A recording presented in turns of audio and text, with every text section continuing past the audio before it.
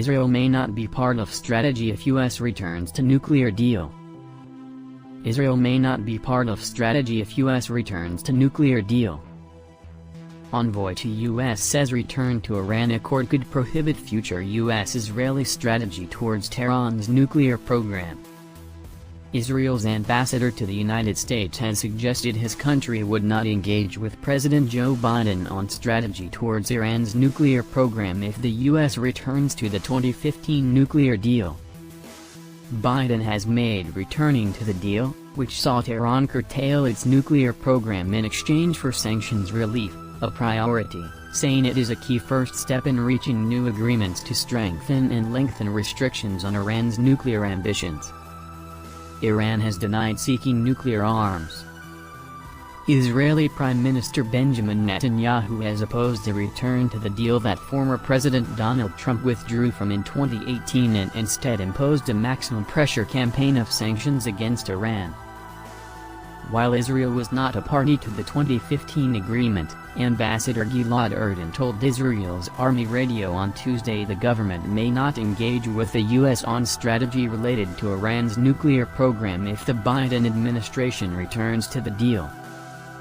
"We will not be able to be part of such a process if the new administration returns to that deal," Erdan said. The statement comes as Israel has increasingly suggested taking military action against Tehran for its nuclear program. The killing of an Iranian nuclear scientist in November of 2020, which Tehran has blamed on Israel, has further heightened tensions.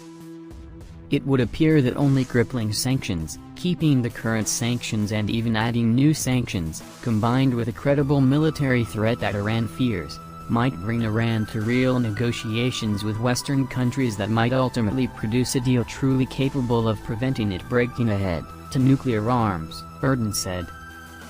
Biden has said the U.S. will return to the 2015 nuclear deal only if Iran first returns to its obligations under the agreement, whose parties also include China, the European Union, France, Germany, Russia and the United Kingdom. Tehran, which has begun stockpiling and enriching uranium beyond the limits outlined in the agreement, has said Washington must make the first move in lifting sanctions.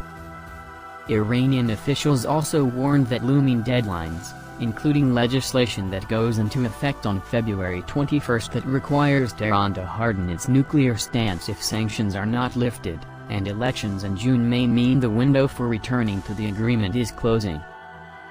During Tuesday's interview, Erdan said if the U.S. returns to the deal all its leverage will be lost.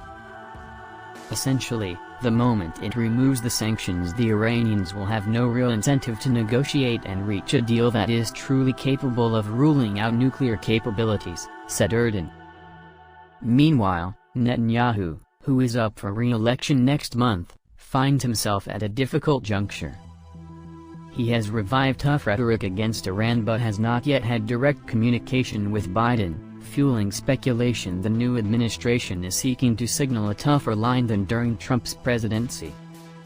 The Trump administration maintained close ties with Netanyahu and handed him several political victories, including moving the U.S. embassy to Jerusalem. The White House has denied the delay as a snub.